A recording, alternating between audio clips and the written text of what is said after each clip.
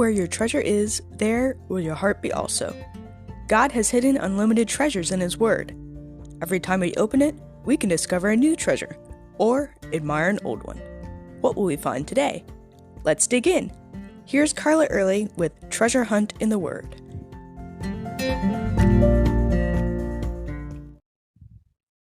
Are you a methodical person who likes to categorize things?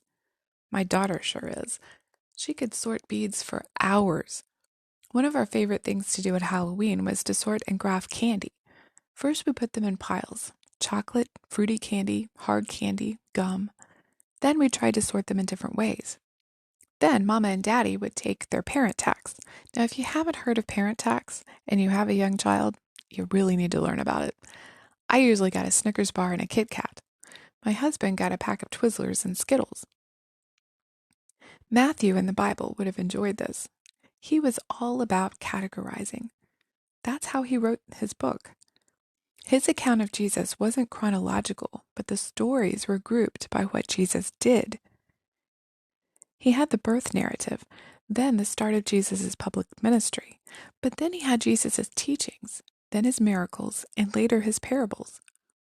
But as you're reading along in the section of Jesus' miracles, sandwiched between Jesus' amazing healing of the paralyzed man who had to be let down into the house from the roof, and Jesus healing the woman with the issue of blood and raising Jairus' daughter, Matthew puts the story of his own calling. Let me read it to you. It's in Matthew 9:9. It says, "As Jesus passed on from there, he saw a man named Matthew sitting at the tax office. And he said to him, 'Follow me.' So he arose and followed him." Why did Matthew do that?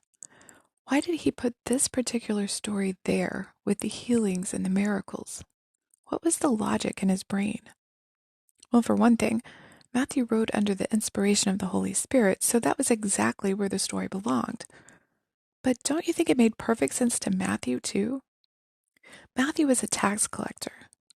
This immediately would have meant to people of that day that he was a Roman collaborator, unclean and rich because he was corrupt.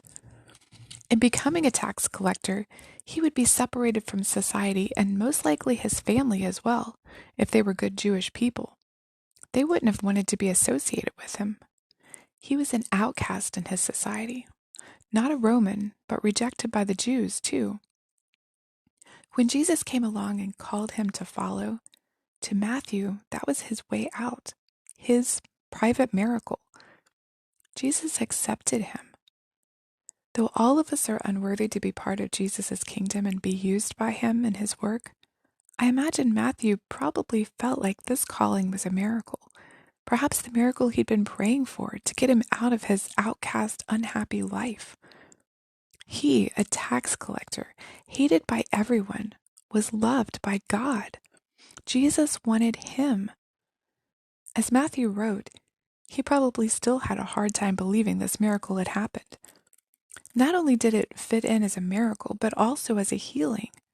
Jesus knew Matthew's heart and saw how it needed healing. He was hurting in a way that only Jesus could see. In the Mark account of this story, he calls Matthew by his other name, Levi, and calls him the son of Alphaeus. Then in the next chapter, he lists the 12 disciples. To distinguish between James, John's brother, and the other James, the second James is called James the son of Alphaeus. Now we don't know, but that sure sounds like Matthew and James could be brothers if they had the same father. So Jesus may have been healing this family when he called Matthew to join his group of disciples. One way or another, Matthew's life was changed completely that day. And the next thing he did was bring his friends to Jesus. What miracles and healings have Jesus done in your life, physical, emotional, or spiritual? Will you, like Matthew, bring your friends to Jesus? You can contact us at treasurehuntintheword@gmail.com. Also, if you'd like to share a treasure God has given you by doing an episode, please contact us. You can listen to other episodes on our website, which you'll find in the description below. Thanks for listening, and remember, where your treasure is, there will your heart be also.